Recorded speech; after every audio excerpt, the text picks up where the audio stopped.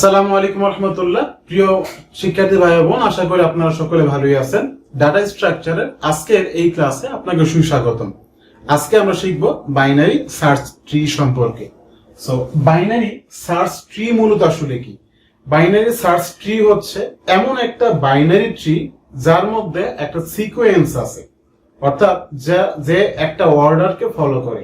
অর্থাৎ এইটা এমন একটা বাইনারি ট্রি যেই বাইনারি ট্রি এর লেফট পার্টটা অর্থাৎ লেফট নোড সবসময় রুট থেকে ছোট হবে এবং রাইট নোড সবসময় রুট থেকে বড় হবে। তাহলে আমরা এইটার একটা এক্সাম্পল দেখি। যে মেইন এক্সাম্পল কি, ধরুন এই জায়গায় 8 হচ্ছে একটা প্যারেন্ট বা রুট নোড। সো এই 8 এর চাইল্ড হচ্ছে 3 এবং 10, অর্থাৎ এই লেফট নোড কিন্তু আলটিমেটলি 3 হচ্ছে 8 এর চেয়ে ছোট এবং এই 10 হচ্ছে 8 এর চেয়ে বড়। সো এই যে 8 এর লেফট পাশে যত যা কিছু আছে প্রত্যেকটা ভ্যালু খেয়াল করুন যে হচ্ছে ছোট। ইভেন এই যে 3, এই 3 এর লেফটে 1 3 থেকে ছোট এবং 3 এর রাইটে 1 3 থেকে বড়, কিন্তু আলটিমেটলি 8 থেকে কিন্তু ওরা ছোট। সো একই ভাবে 6 এর লেফটে 4 এবং রাইটে হয়তো বা কোনো কিছু নাই।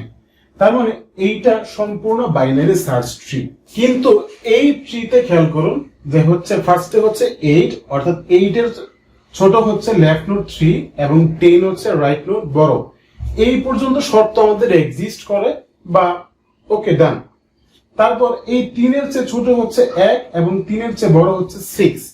এই পর্যন্ত শর্ত ঠিক আছে, কিন্তু 6 এর চেয়ে ছোট হচ্ছে 2, এইটা 6 এর সাপেক্ষে 2 ছোট লেফট নোড ঠিক আছে। কিন্তু আলটিমেটলি খেয়াল করুন যে এই যে 3 এর একটা লেফট পার্ট আছে এবং রাইট পার্ট আছে। সো নিয়ম হচ্ছে যে 3 এর রাইটে যত যা কিছু আছে 3 থেকে বড় হবে, কিন্তু আলটিমেটলি এই জায়গাটা খেয়াল করলে যে 3 এর চেয়ে বড় 6, কিন্তু 3 এর চেয়ে ছোট হচ্ছে তার রাইট নোডের 2। তার মানে এই শর্তটা এক্সিস্ট করে না। এই জায়গায় যদি 4 হইতো তাহলে আলটিমেটলি খেয়াল করুন যে সেই কিন্তু রাইট নোডে আছে 3 এর চেয়ে বড়ই আছে। অলরাইট, তার মানে এইটাকে আমরা বাইনারি সার্চ ট্রি বলতে পারি না।